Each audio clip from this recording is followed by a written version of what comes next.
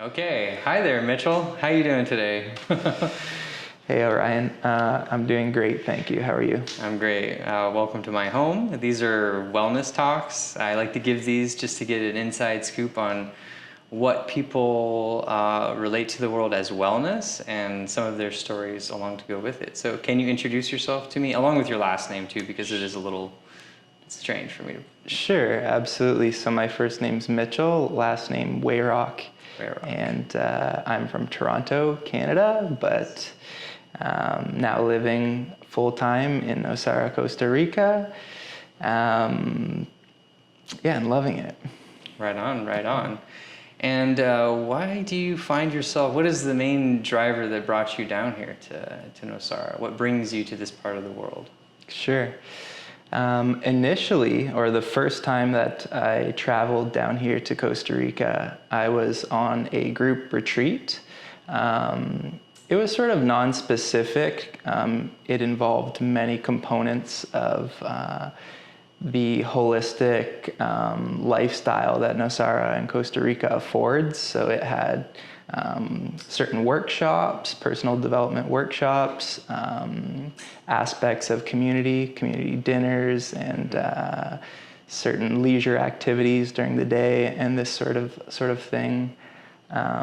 So that was my first time discovering and traveling to Nosara. It was a week-long retreat. There was about 8 people, I believe, on the retreat, most of whom were all from Toronto, and I think it was many of our first time to Nosara, as I can remember. And I just remember being really captivated and impressed by the community and the lifestyle that was possible and was happening in Nosara. And I thought to myself, that's a place I would love to try to figure out how to stay and create a living there. So to date, it's been 6 years, and that's been the length of time that it's taken me to get to this point and sort of sort through some of those issues to figure out how I can do that. Yeah, it is a unique place, and I find that most people come here and are continuously called back to here is because that they're on either some sort of journey themselves, or they have some sort of quest that they want to complete with others, i.e. like a community or something like that. So that being said, I know your life right now was much different than when you were younger, and probably a part of the catalyst to come to Nosara and keep coming back to this was because of what happened to you, like this drastic event. So we talked a little bit before. You clarified to me that you had a non-malignant tumor that had developed in your brain, and you had to have that removed.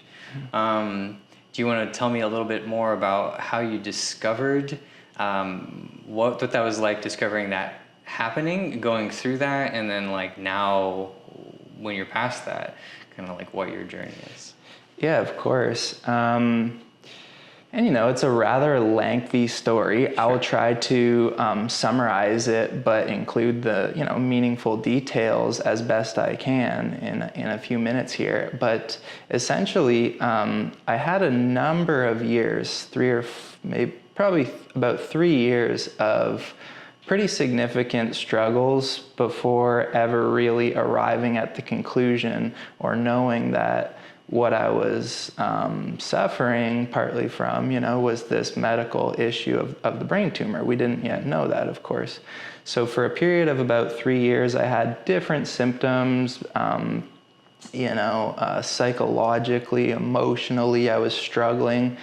There were quite dramatic ups and downs, which was a little out of the norm to that point for me. Like it was much more, the highs. Feeling something different, yeah. Yeah, the lows that I was experiencing were a little abnormal. They were Sure. Extremely low. And so that was definitely one of the issues. Beyond that, I was having a little bit of issue with certain parts of my working memory, as people often refer to it. Mm-hmm. And so, we knew something was certainly amiss, but it was hard to place. And sort of given the way that maybe our Western medical system operates in Canada, they try to sort of conserve or the spending because it's being covered by the government. Like some of those testing and equipment are quite expensive, so it will be reserved for, sort of like last minute or like later in the process. So anyhow, there was a number of years of struggle. I ultimately arrived at the conclusion, and we were able to figure out that what the issue was that I had this brain tumor, because I became quite sick one evening. I was actually living at a good friend of mine's home at the time, and all through that night that I'm referring to that I was sick, I was actually vomiting a lot of blood through the night that evening. Oh, wow. So it was very extreme and situation, and we knew that. I admitted myself essentially to the hospital the following morning because I didn't want to be waiting in the waiting room or emergency room for a number of hours, which is often the case in Canada. And I'd already done that through the last few years. I just mentioned a number of times, so I was a little bit sick of it. And I thought, okay, well, because I don't want to do this right now, and it's a little foolish what we did or what I chose to do, but I waited till the morning. I admitted myself. At that point, I had shared with them some of the symptoms that I was having so that I would be, put higher on the list because the symptoms were extreme, right? Yeah. And so they took some type of account, the symptoms that I was having. Not long after, I had CT scan of my brain for the first time, and they discovered on that CT scan that I had that mass in that part of my brain. And at that point,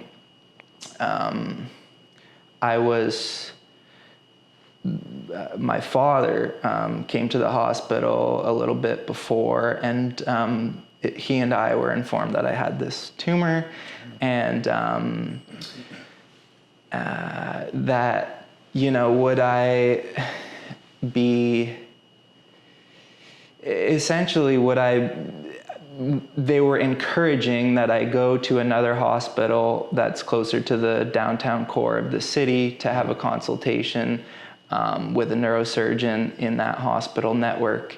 And so we took a ambulance from the hospital where I was admitted and had the CT scan to this other hospital that specializes in neurosurgery. I had the consultation. My mom had come at this time later in the morning and some different family members. And we finally met for the first time with the neurosurgeon and his team, and they made it very clear, plain and simple, or they didn't mince words and use too many words. It was just, look, here's the situation. This is sort of how they break news to you in the medical world. Very dry, yes. So it's like, your son, Mitchell, you have this brain tumor, and from our perspective, there's only really one option on the table here. Given the issues you've been having for a number of years, we strongly advise you have this surgery to remove the mass.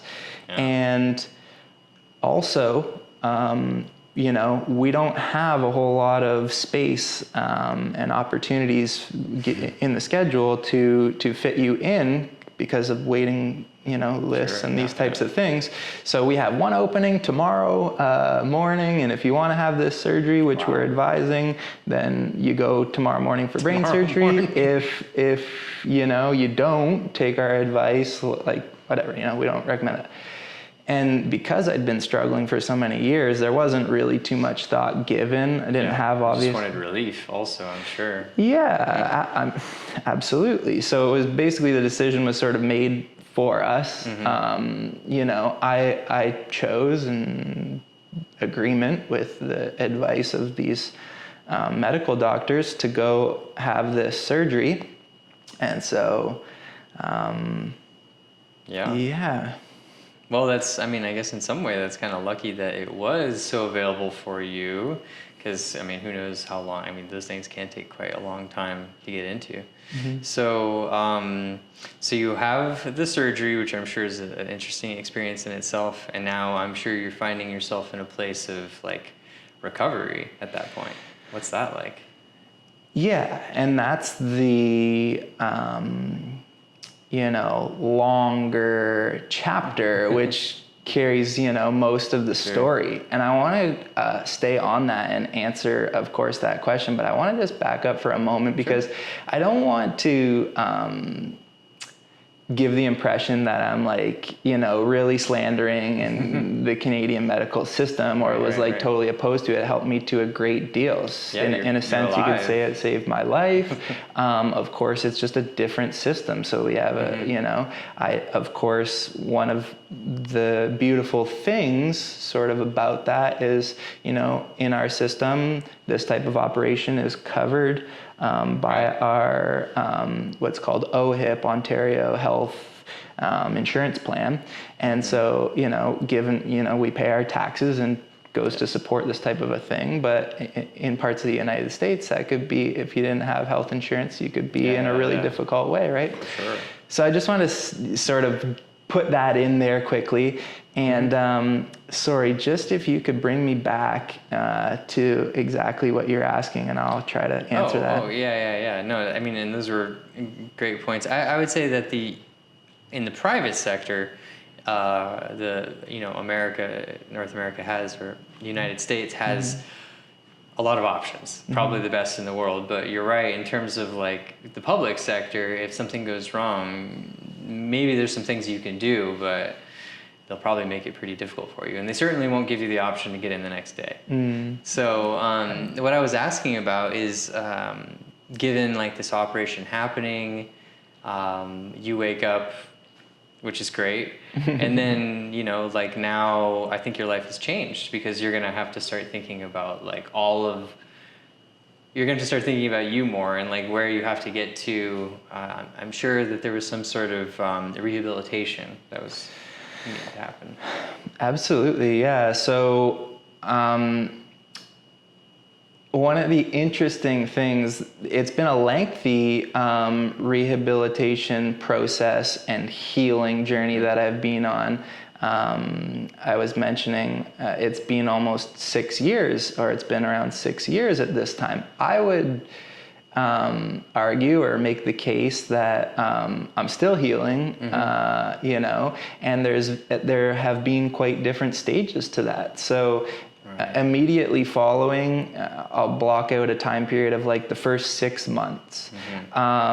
It was pretty unconscious and not very connected still, not to my own, you know, psyche. I wasn't very in my body, all these kind of things. It sounds quite like, I don't know, new agey and these kind of things. I don't mean to go there. I mean actually quite literally. Like I would kind of think that I'm perceiving things, you know, normally or how I would have before, but I'm just not quite processing with the same degree of accuracy, and like I'm making mistakes.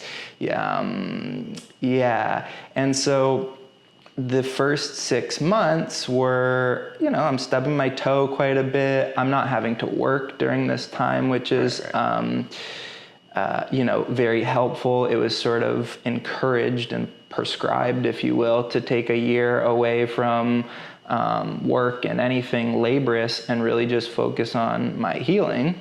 So I was an inpatient in the hospital for 2 months, something like this. And then maybe the third month, so after the 2 months, for 1 month longer, I was like an outpatient, but still getting certain help through the hospitals. So, you know, it was like a few months, 3 or 4 months kind of in total, that I was working with different people in the hospital networks in Toronto. And then beyond that time, I, had left the hospital. I was living at a friend of mine's home, and that's when I first came down to Nosara on a retreat. Mm-hmm. So once I was just stable enough, to do some travel or whatever, I took this opportunity to come down to Costa Rica. And that opportunity, was this a retreat something that you would have done before, or did it get triggered by a different event in your life? No, I mean, retreats weren't really on my radar. It wasn't really something that I'd done prior to going on this retreat. So it was something new. This was a first for me, and it was a beautiful opportunity because it was afforded to me by the generosity of the retreat owner. So he was familiar with what I had just recently gone through, and he offered me a scholarship or a subsidized rate to join the retreat. Yeah. And that was, really appreciative for that. So, yeah. Cool. So it was something that, I'm sure, when you go through any kind of flu or healing period or anything where you're just forced to do nothing really, I feel on the other side of that, you're always feeling you want to learn or experience something new. So you're probably pretty hungry for something new. And a retreat is an interesting, that's always a space where you don't know what you're getting yourself into. You don't know what's going to be the catalyst on the other side of.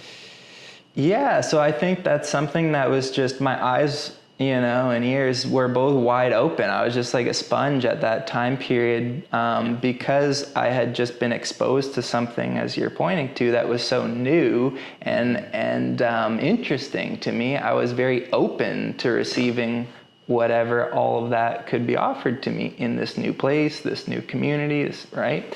So I was really keen. Yeah. Yeah, do you mind if I ask who the retreat was? No, of course. The retreat was called the Alive Experience, and the owner and host of that retreat is Weyrauch Fatah. Okay, I know Weyrauch. Yeah. Right on. Yeah. And that was 6 years ago? Yeah. Wow. God, that really does fly. Yeah. Cool. And so on this retreat, what got you addicted? Not addicted, but what got you Nosara is the place that I want to be. Sure. What catalyzed that in you? Yeah, I think there were a couple of things that I would point to. One was I felt, certainly very at peace or at home with the environment and the lifestyle, as I mentioned. Secondly, I was quite interested in continuing to build some of the relationships that I had just only started on that retreat. As I mentioned, they were all new people to me. They were sort of loosely or at distance of my social network a little in Toronto, but they weren't people I knew, They were people in Zark's network. Yeah. So that was interesting to me because some of the people who I still keep up with today, I was very intrigued by and interested to get to know better.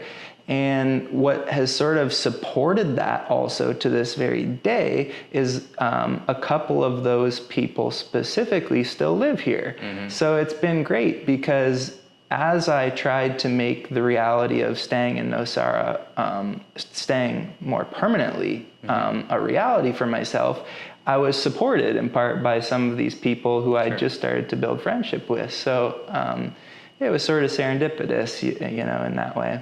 Cool. And now you find yourself here, and from the many years that I've known you, and kind of sporadically seeing you and getting to know you more, and kind of seeing your evolution from the outside.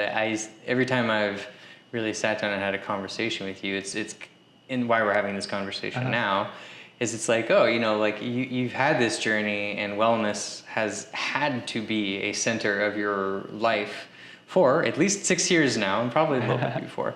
But I feel now you're kind of making it a centerpiece in your life, and maybe even leaning into, it wouldn't be surprising if you start leaning into the actual field of teaching people these things and sharing your experience in person with people. So to the wellness part of this, like what does wellness mean to you in that regard? Beautiful. Thank you for bringing that full circle. Oh man, I mean, yeah, that strikes a chord a little bit because I was always quite holistically minded. I have some formal education, a bachelor's degree in kinesiology from the University of Toronto. Both of my parents, when I was a child, were in the health care field. My mom was a massage therapist for a good length of time in my father's clinic. He's a chiropractor still to this day, practicing in Toronto. And so, this was in my upbringing, a part of my life. It was a part of my consciousness, from a young age, and something that I value tremendously, my health. And so my perspectives around health and wellness are shaped by that. And when I began, or let's say in the first year of my recovery, and I was on this journey back or to a new place of health, I was very open to different healing modalities, including a number of them that I didn't have much familiarity, let alone experience with. So, going back 4 or 5 years ago, and even before then, but I'll just reference that time because that's when it was present for me. Sort of the psychedelic community was making its, having its renaissance moment, and maybe it still is, but I had heard of, the healing potentials, at least that would be the opinion of some, of psychedelic medicines and other non-psychoactive healing medicines down in parts of South and Central America. So that was something I became open to. Yoga, is obviously a huge part of many people's life here in Nosara and probably Costa Rica more generally, but definitely in Nosara. That was something I didn't have any experience with and wasn't really that interested in or open to, but I've become more open to it and also more interested. I've had a little more experience with it now, and it's something I'm really quite interested in, and because I just keep going deeper into it and find more benefit from it. And so so I would say between the yoga, the surf that exists here in the surf community, I haven't dipped too deeply into yet, but I feel that's pretty close for me. I'll be getting to do quite a bit more surf this year. But I would say between the yoga, a little bit of the psychedelic, I don't want to say community, some of the people that have been interested in the healing potentials of psychedelics and have helped me or administered me some medicine this way over the years. I would say those few things have been, were totally new to me. I was not necessarily open to them, but I dove in pretty deep to each of those, and they've all been really instrumental, I believe, in my healing. Yeah. I mean, that is Nosara, and it is the thing that people I think can come here and play with without being or feeling judged in a way. Right. There's just it's a playground in that regard. And personally, I think very highly of psychedelics, especially psilocybin of the mushroom variety, because they have such an ability to repair neurological structures. Absolutely. And various different mental features of the brain.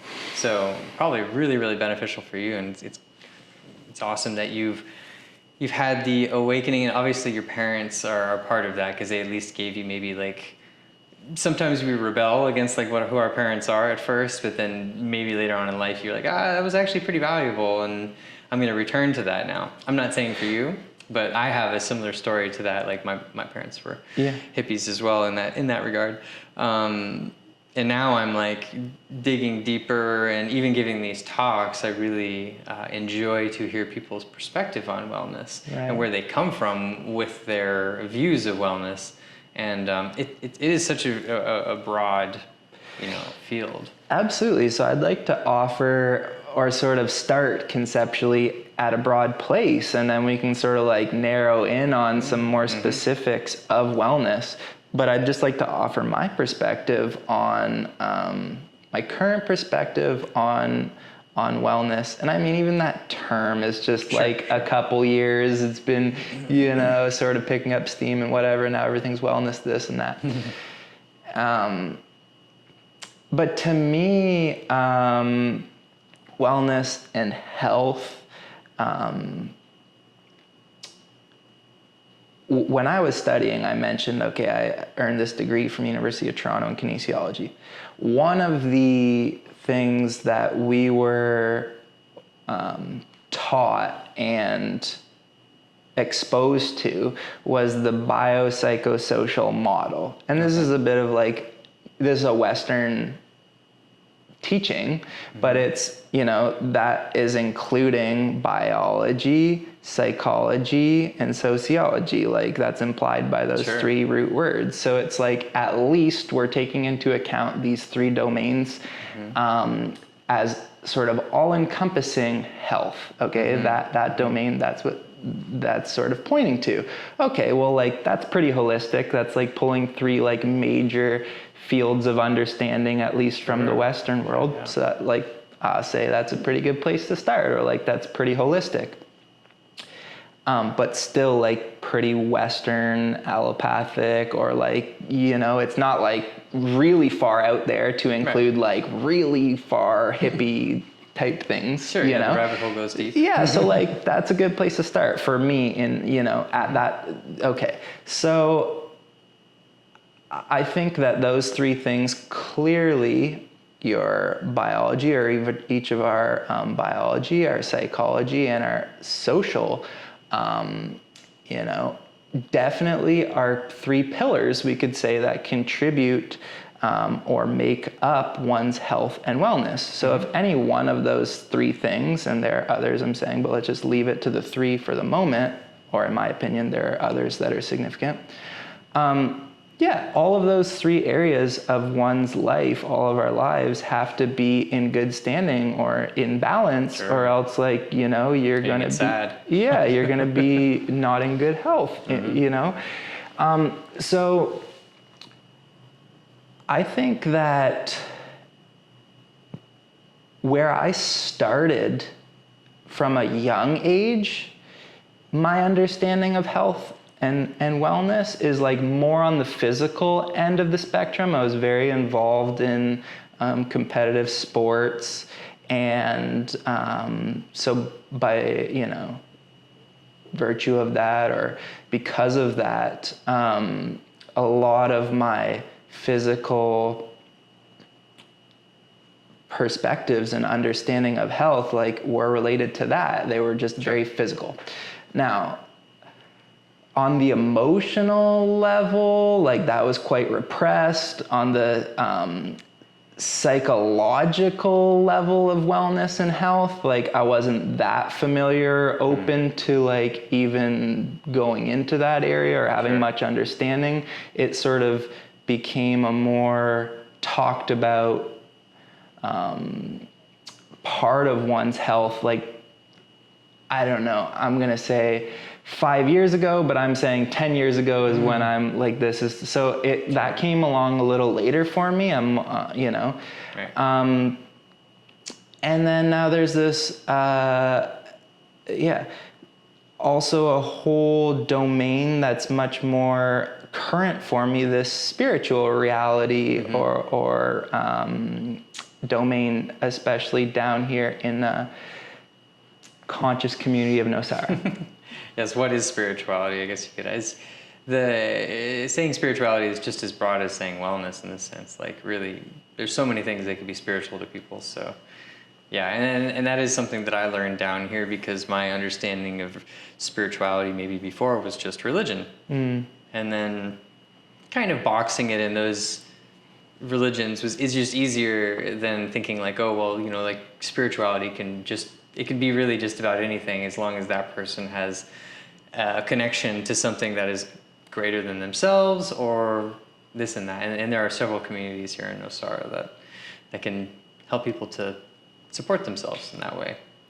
Yeah, I think I agree. And I think also another sort of term that is quite vague and gets misused and represented often. So in addition to religion, there being misunderstandings of what that is or it being different to different people, I think we could make the case, or it's my opinion, that one could make the case for that in reference to energy. Everybody throws around this term, or like many people down here are using energy this, energy that for everything. And it's just like, you start to probe, or maybe I have, like just out of curiosity. What is that to you? Yeah, so I start to probe a little bit, and it's not like malicious. I'm actually curious to know, like, because I'm very open to those types of things and I want to learn. So like I start to probe just because I want to learn, and I don't know. I want to say like a good number of the time, it just sort of like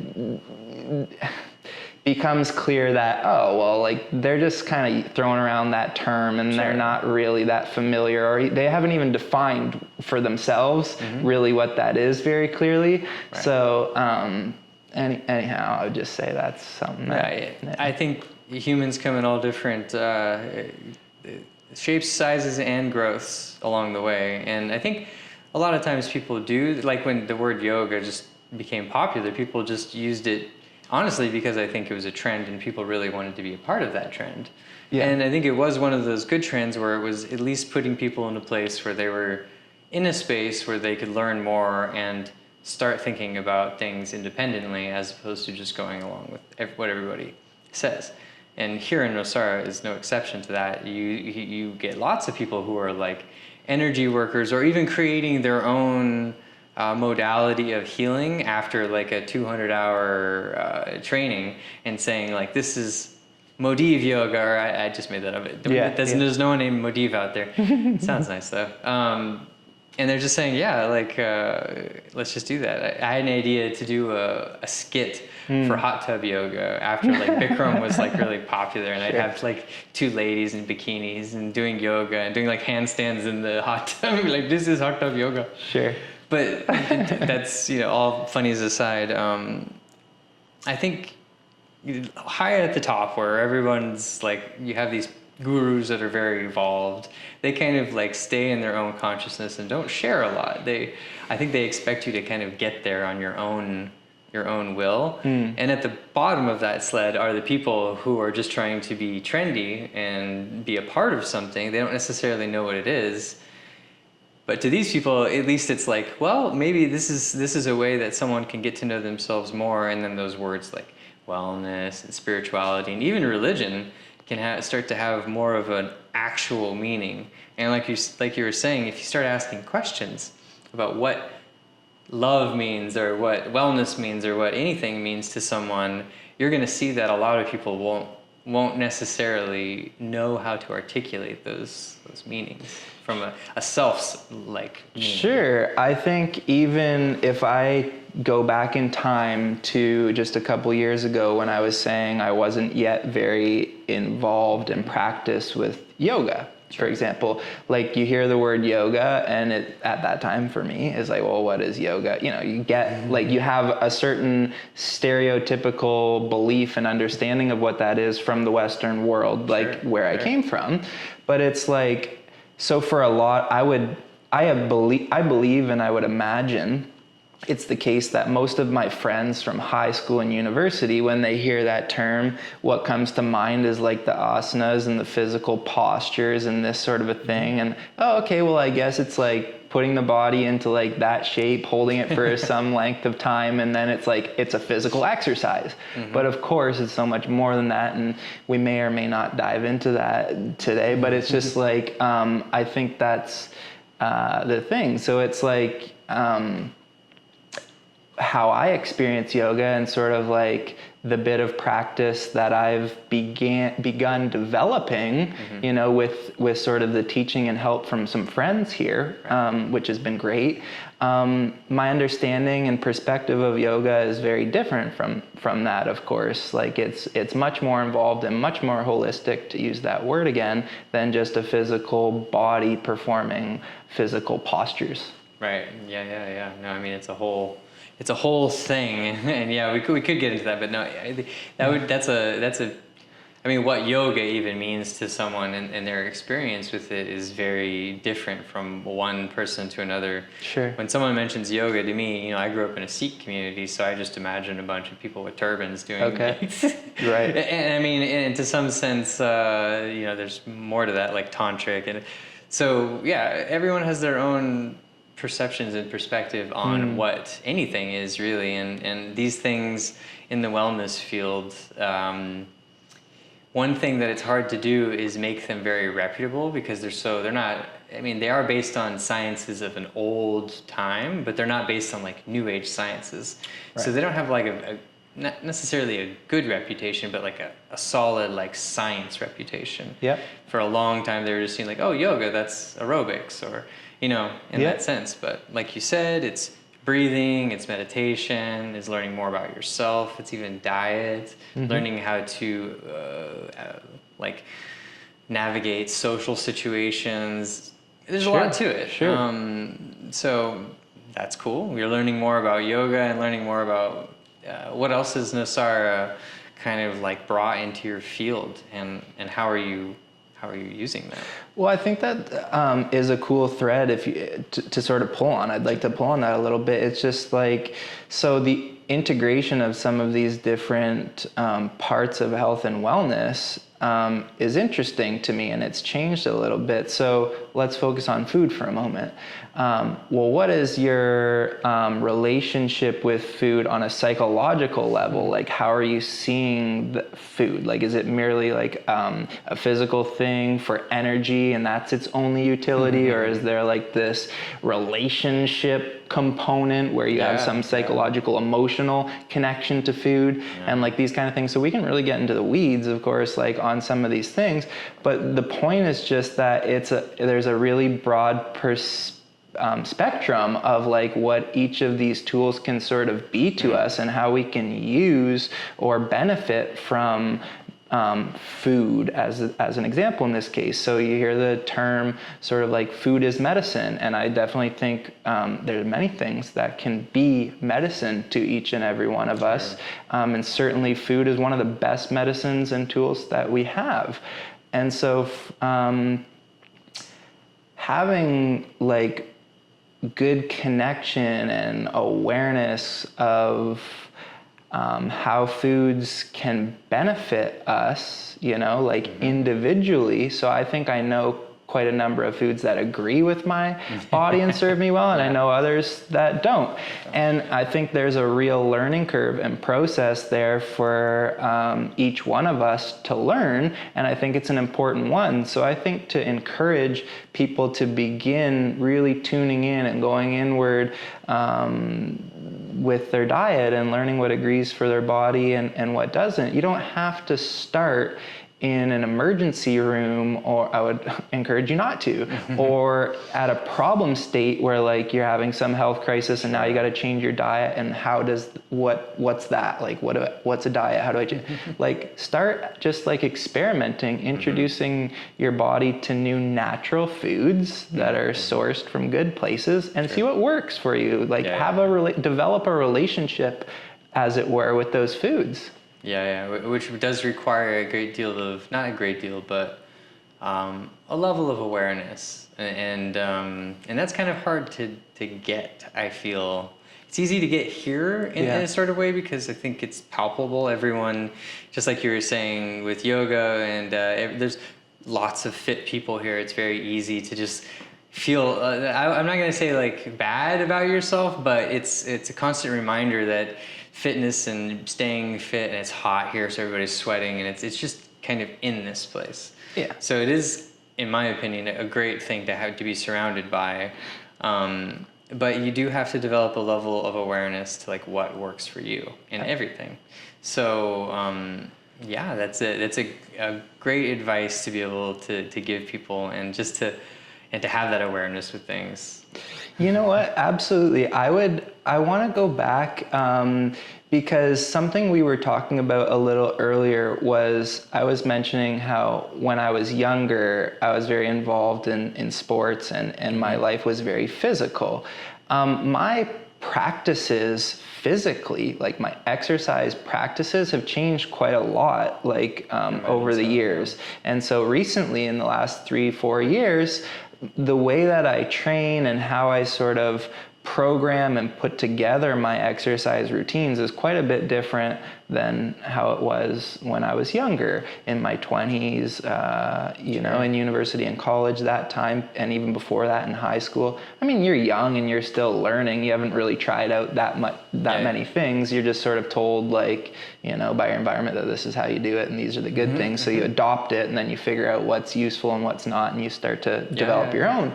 But certainly these last many years, like my personal physical exercise, health, fitness, and then broader wellness practices have changed. And my current approach toward that is a little bit more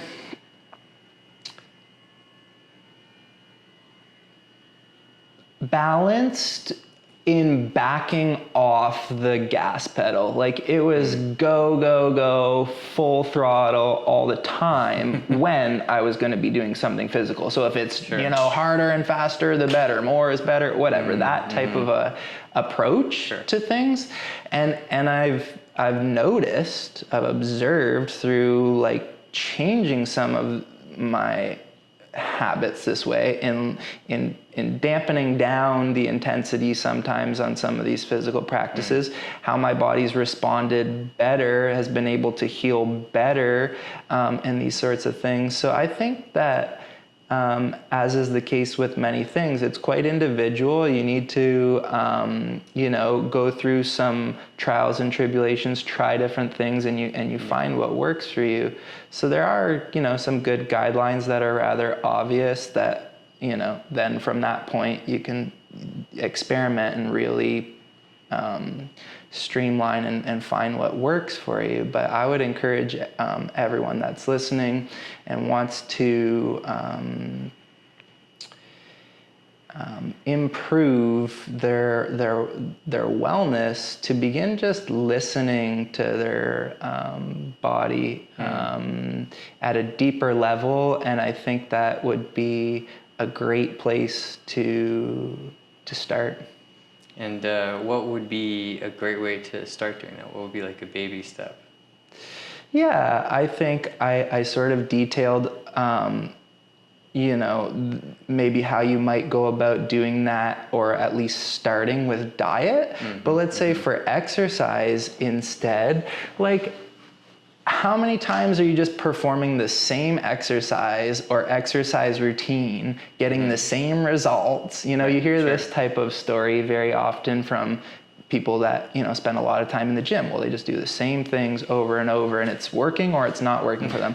Well, like, stop banging your head against the wall. You know, if it's not working, or you think there could likely be some other methods out there that might work better for you, begin to try those. And I would encourage, if you're going to try taking on some new approaches and you don't have a lot of familiarity with them, of course, find someone to learn from that does. Like, if you're going to, and it's really not about money and these sorts of things, I'm not focused on that. It's more like on an energetic level. Like, if you're going to invest in someone, like, you're going to save all of this time and energy that you don't have to give to developing the craft to yourself by hiring, like, whether it's, as I say, by paying them or an exchange some way. Like, you figure out the arrangement.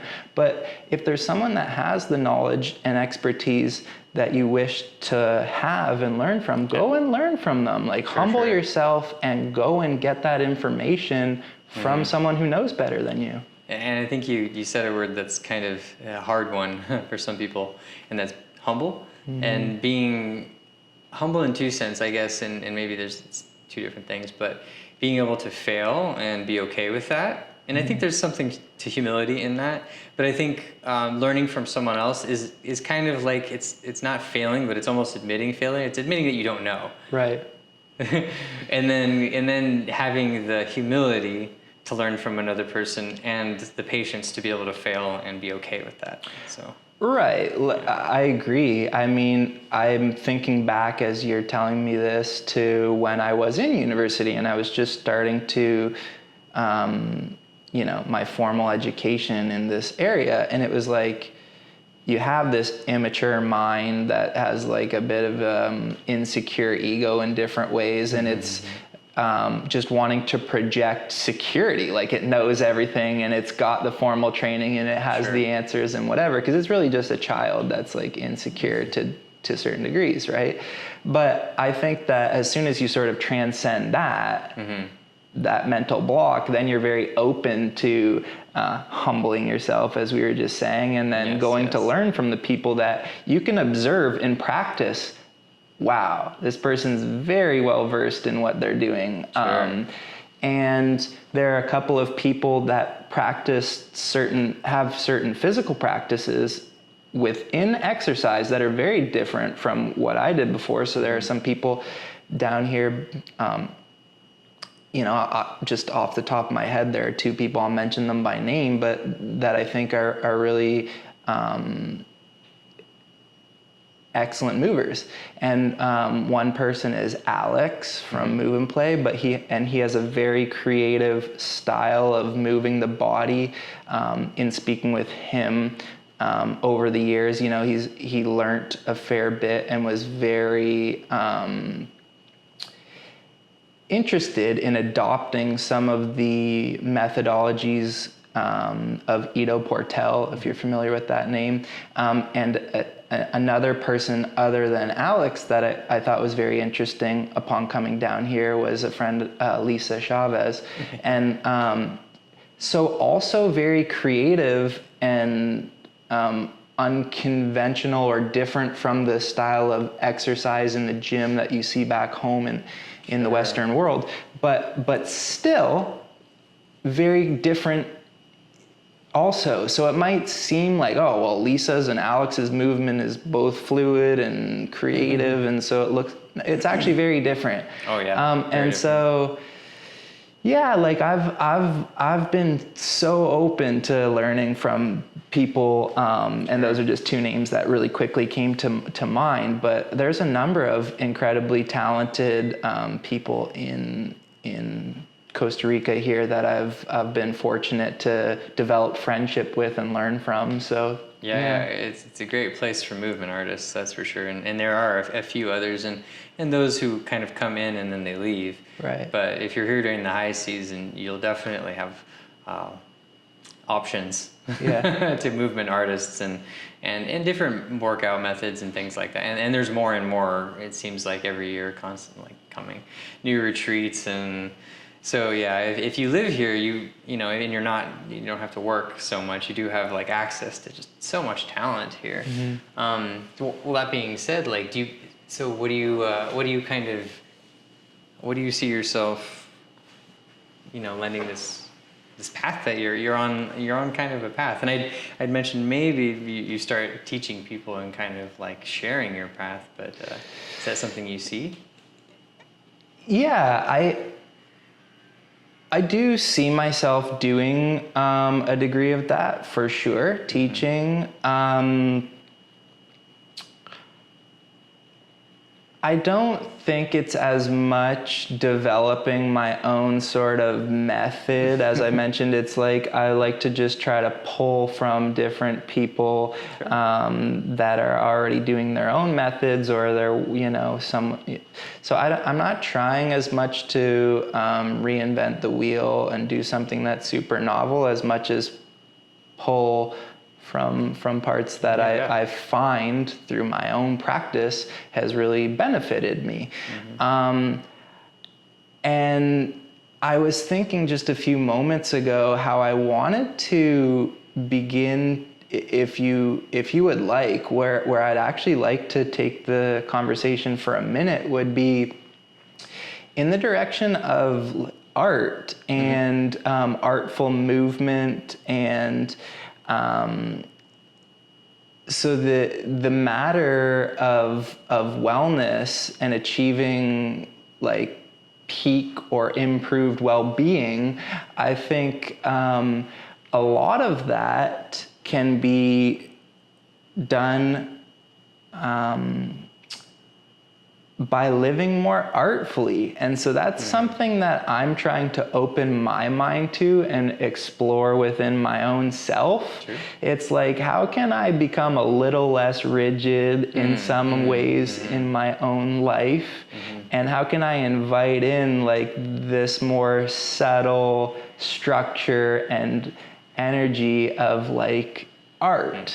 No, I'm listening. Yeah.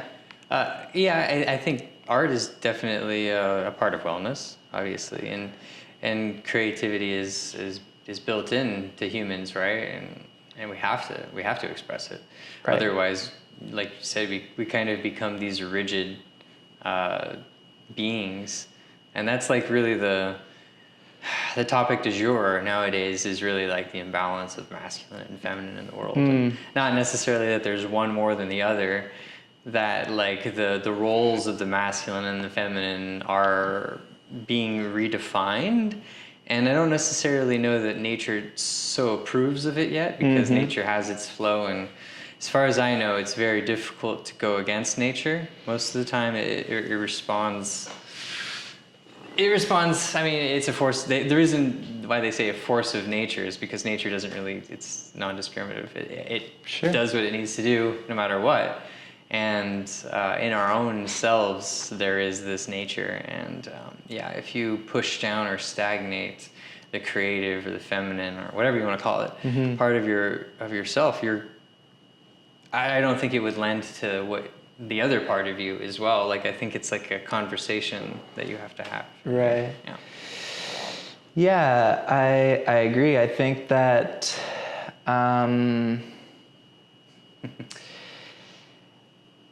I think that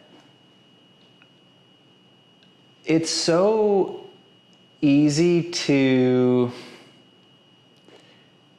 I don't know, I think it's easy, maybe not so easy. I think it's easy to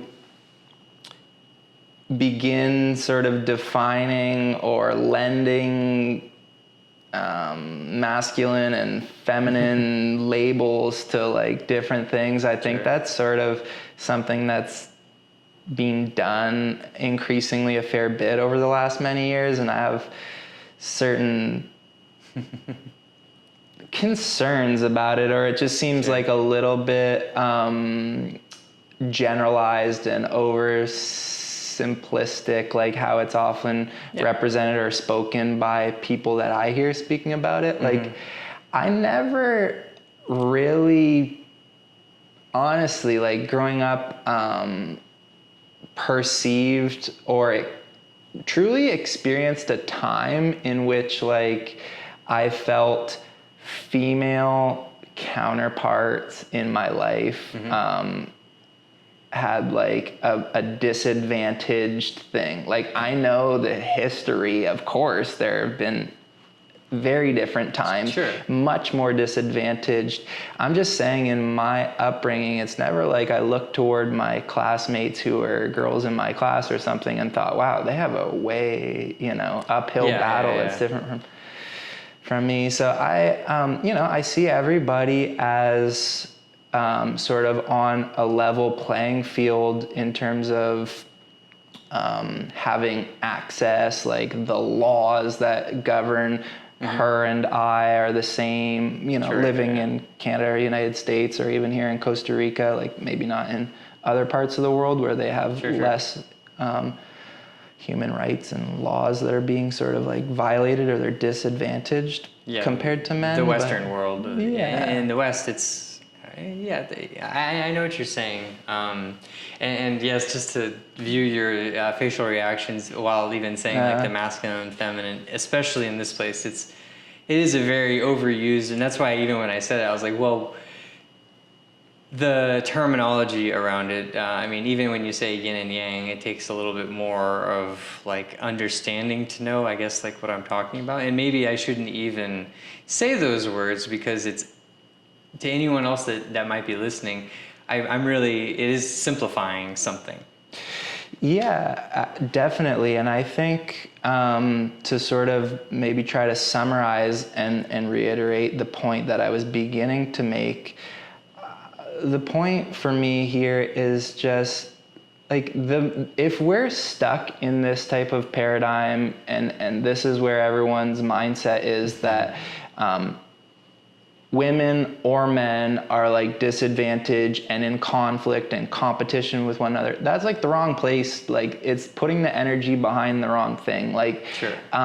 From my perspective, like all of us need to see the bigger picture for the reality that we're all, human beings as part of this one truth, like we are in this together. We're part of the same species. And like, so we need to not blaming men or women. It's just, if there is division, the degree to which there is division, we need to begin to unify and like take away some of those walls and repair some of those issues, instead of trying to like, oh, well, now I need to get back at the other person who's disadvantaged me in the past or done wrong by me. This is like a low level sort of awareness and vibration. We need to elevate that and invite in like opportunities for unification is my point here. And I think it goes back to, once again, that humility aspect.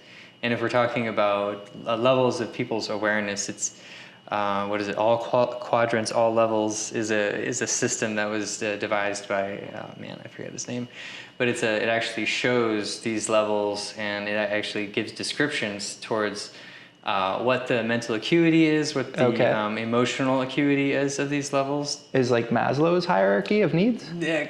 No. Okay. I'll send you it, and maybe I'll if I keep this little part, I'll link it in the bio, because it's a really interesting graph that talks about and shows people along what there is. It's like growth levels, and as we grow till about 28, around that age, that this all develops, and we can move up and down the scale throughout our lives.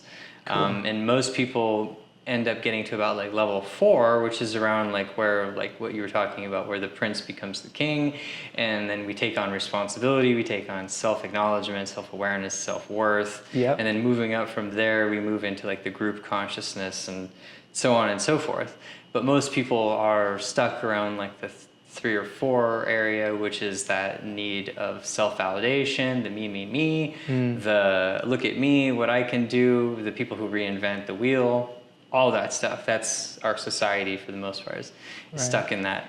So I just wanted to bring that up, because the awareness piece around that is that like we have to be humble, and we have to be willing to admit that we're wrong. And like you said, we are all in this together, right? And that, of course, nowadays you see so much division between men and women, and talking about these key points of like, oh, let's emphasize like what men are bad at and what women are bad at, and like let's divide ourselves with those two things, when in reality it's like, yeah, of course men and women are different, but we make a whole. And I think, like, not to make your point for you because you made your point, but that's more or less where we need to get. Absolutely. And there's a great saying, the sum, is great. It's the whole is greater than the sum of its parts. So like all those parts individually separate are not as strong and stable, and all the rest of it functional good as the whole. It's like, that's the reality of this. So if we're all in division and like, pulling in different directions, whatever, we're not going to live at, as well as we would if we were more unified and working together. So Yeah, I mean, and it's not to go down a rabbit hole of like politics and this kind of thing, but that's a great, an obvious manifestation of that. And we just had like, the American election, and you have like tremendous division between the left and the right, and it's true. Yeah, it's true. No, it's true. That pattern all over the world. It's not just in the United States. I mean, in Canada, we have this same type of division, and even the Middle East, even all these conflicts, these big things that are happening. Exactly. So it's just like I think to begin. I think probably the place to start, I believe, is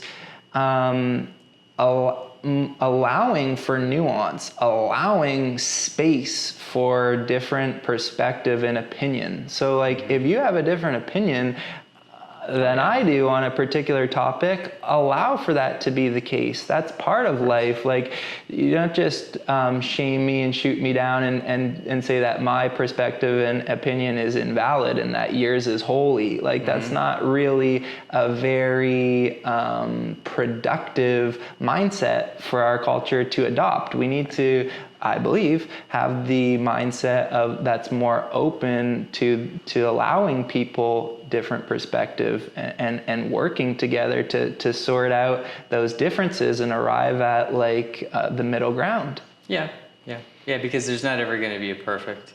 And to think that there is also wouldn't lend to progress, because I always think of like evolution and progress is like it's this ball, right? And if it's just a stable ball, it's just there and it's not really doing anything. But if you introduce a little bit of movement and chaos to it, it starts to challenge its surroundings. And this might not be a good thing, but at least you're trying something new, and energy is kind of like flowing as opposed to just being so stagnant. Cool. And also, one thing to talk about, when I encourage people to always share their opinions, even if it's not going to make the person that you're talking to happy, because so many people are so afraid to express their opinions unless you actually like work out that muscle of that. Then maybe some people see it as conflict, but it's not. It's really just conversation. And I think we really need to have more conversations where we're talking to people who we might not necessarily fully agree with. Right. I love that. That resonates very strongly for me right now.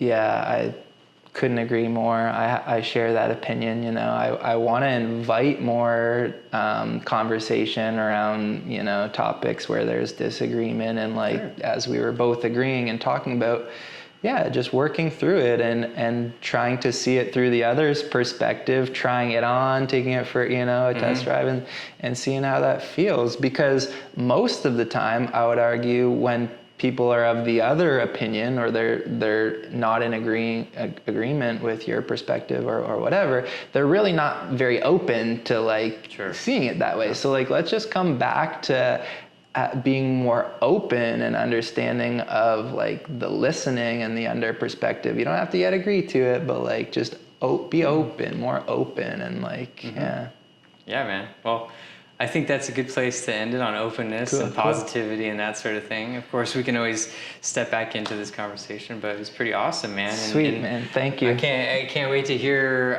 what your conversations are and who you talk to and where that kind of evolves. Yeah. Absolutely. I look forward to helping you any way I can. Yeah, thank you, man. I just want to say thank you. Also, I appreciate putting all the energy into all of this production. Really, I don't have many of these pieces of equipment, and so that's a tremendous benefit to me to be able to use this and have your help to set this up today. So thank you for that. Thanks for giving me a place to share some of my opinions and have this type of a discussion around wellness with you. Absolutely. So I hope we can do it again, sometime in the not too far future. Right on. All right. Cool. Sweet. And bye.